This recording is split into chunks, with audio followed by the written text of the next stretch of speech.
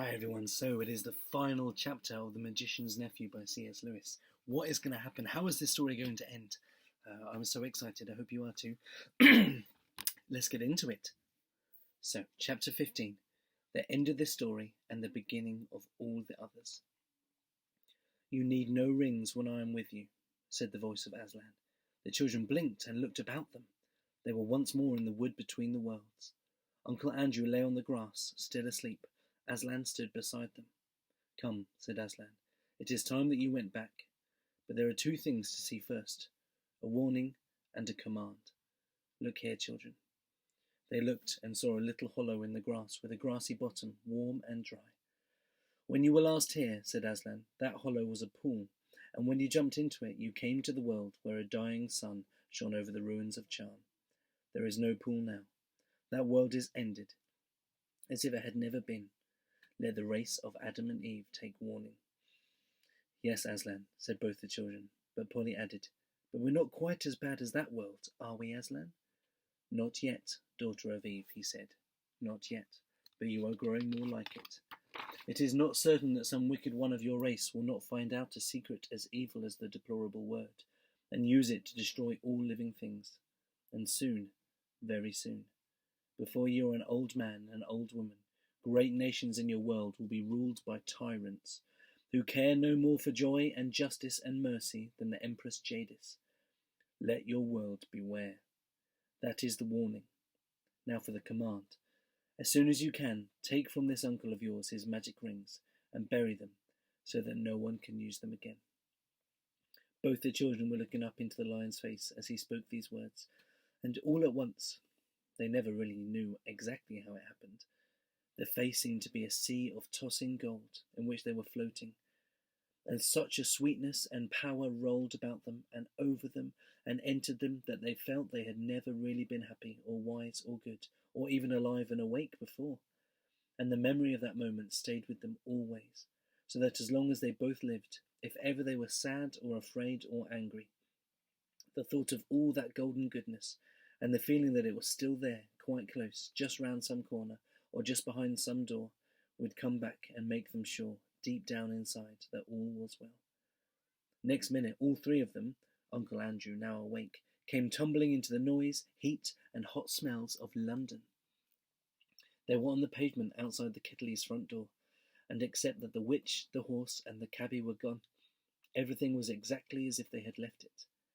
There was the lamp-post with one arm missing, there was the wreck of the hansom cab, and there was the crowd.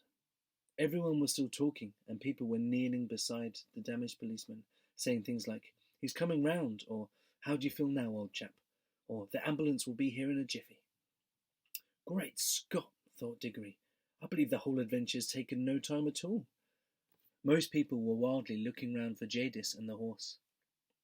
No one took any notice of the children, for no one had seen them go or noticed them coming back.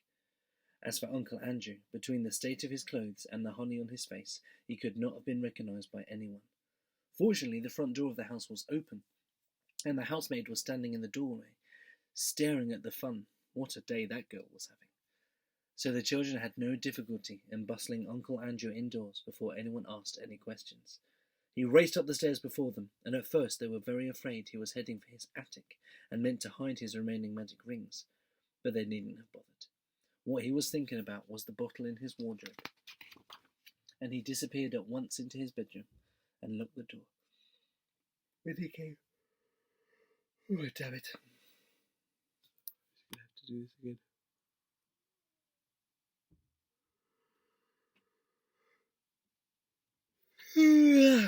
Okay. When he came out again, which was not for a long time... Get rid of the unities in my eyes. Here we go. When he came out again, which was not for a long time, he was in his dressing gown and made straight for the bathroom. "Can you get the other rings, Paul?" said Diggory. "I want to go to Mother." "Right, see you later," said Polly, and clattered up the attic stairs. Then Diggory took a minute to get his breath, and then went softly into his mother's room. And there she lay, as he had seen her lie so many other times, propped up on the pillows, with a thin, pale face that would make you cry to look at it. Diggory took the apple of life out of his pocket. And just as the witch Jadis had looked different when you saw her in our world instead of in her own, so the fruit of that mountain garden looked different too. There were, of course, all sorts of coloured things in the bedroom. The coloured counterpane on the bed, the wallpaper, the sunlight from the window, and Mother's pretty, pale blue dressing jacket. But the moment Diggory took the apple out of his pocket, all those things seemed to have scarcely any colour at all.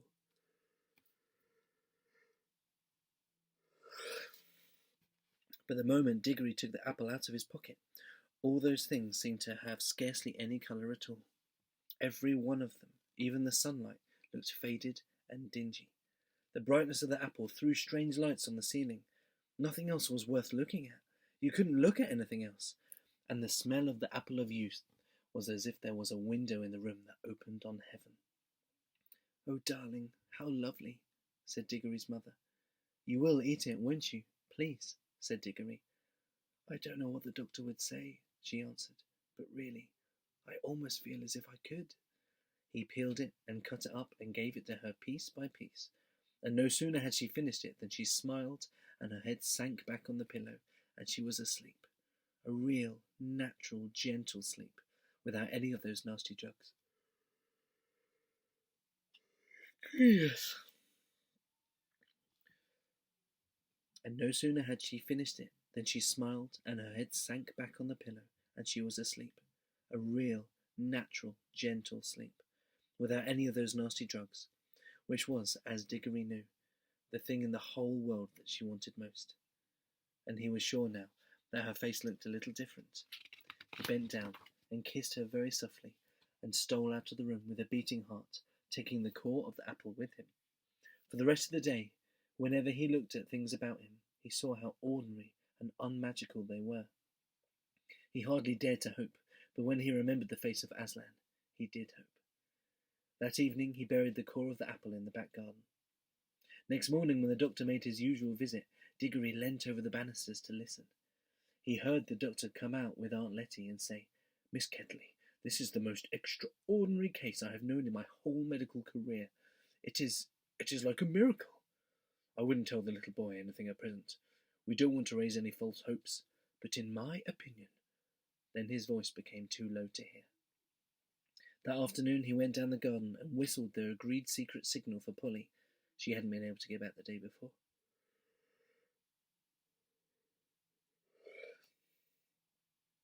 "What luck?" said Polly, looking over the wall.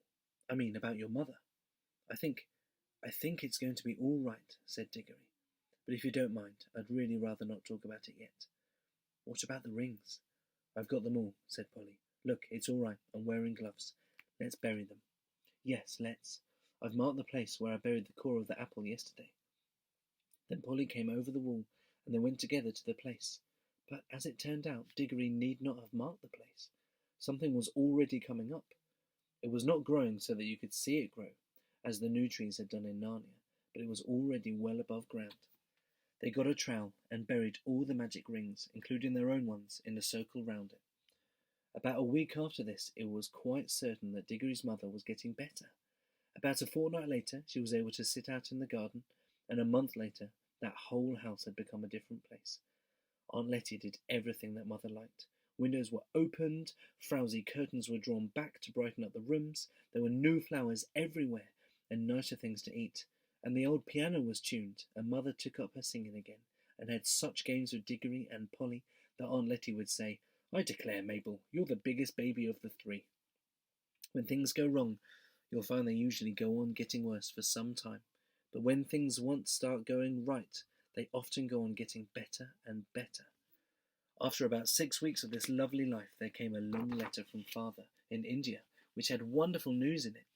Old great-uncle Kirky had died, and this meant, apparently, that Father was now very rich. He was going to retire and come home from India for ever and ever. And the great big house in the country, which Diggory had heard of all his life and never seen, would now be their home. The big house with the suits of armour, the stables, the kennels, the river, the park, the hothouses, the vineries, the woods, and the mountains behind it. So that Diggory felt just as sure as you that they were all going to live happily ever after. But perhaps you would like to know just one or two things more. Polly and Diggory were always great friends, and she came nearly every holidays to stay with them at their beautiful house in the country. And that was where she learned to ride and swim and milk and bake and climb. In Narnia, the beasts lived in great peace and joy, and neither the witch nor any other enemy came to trouble that pleasant land for many 100 years. King Frank and Queen Helen and their children lived happily in Narnia, and their second son became King of Archenland. The boys married nymphs, and the girls married wood gods and river gods. The lamppost which the witch had planted, without knowing it, shone day and night in the Narnian forest, so that the place where it grew came to be known Lantern Waste. And when, many years later, another child from our world got into Narnia on a snowy night, she found the light still burning. And that adventure was, in a way, connected with the ones I have just been telling you. It was like this. The tree which sprang from the core of the apple that Diggory planted in the back garden lived and grew into a fine tree. Growing in the soil of our world, far out of the sound of Aslan's voice, and far from the young air of Narnia, it did not bear apples that would revive a dying young woman, as Diggory's mother had been revived, though it did bear apples more beautiful than any others in England, and they were extremely good for you, though not fully magical. But inside itself, in the very sap of it, the tree, so to speak, never forgot that other tree in Narnia to which it belonged. Sometimes it would move mysteriously when there was no wind blowing. I think that when this happened, there were high winds in Narnia, and the English tree quivered because at that moment the Narnia tree was rocking and swaying in a strong southwestern gale. However that might be, it was proved later that there was still magic in its wood. For when Diggory was quite middle-aged, and he was a famous learned man, a professor, and a great traveller by that time, and the Ketterleys' old house belonged to him, there was a great storm all over the south of England, which blew the tree down. He couldn't bear to have it simply chopped up for firewood, so he had a part of the timber made into a wardrobe, which he put in his big house in the country. And though he himself did not discover the magic properties of that wardrobe, someone else did. That was the beginning of all the comings and goings between Narnia and our world, which you can read of in other books.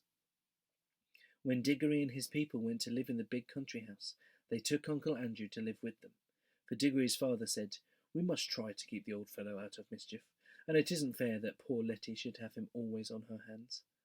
Uncle Andrew never tried any magic again as long as he lived.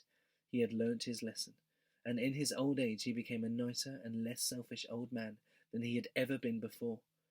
But he always liked to get visitors alone in the billiard room and tell them stories about a mysterious lady, a foreign royalty with whom he had driven about London. A devilish temper she had, he would say, but she was a dem fine woman, sir, a dem fine woman. And that is the end of the book. How incredible! We've learned about a magical wardrobe as well that could possibly lead to Narnia. Well, next week maybe we'll find a bit more out about that wardrobe as we're going to read to you the next story in this series. I hope you enjoyed that as much as I did. What an incredible book! And we look forward to catching up with you very soon. I hope you're all well. If you need anything and you can reach out to us, please do. Make sure you're looking after yourselves and your family and you're staying home and you're staying safe. And we'll see you next week for the rest of the stories. Amazing. Until then, we'll see you later. Bye-bye.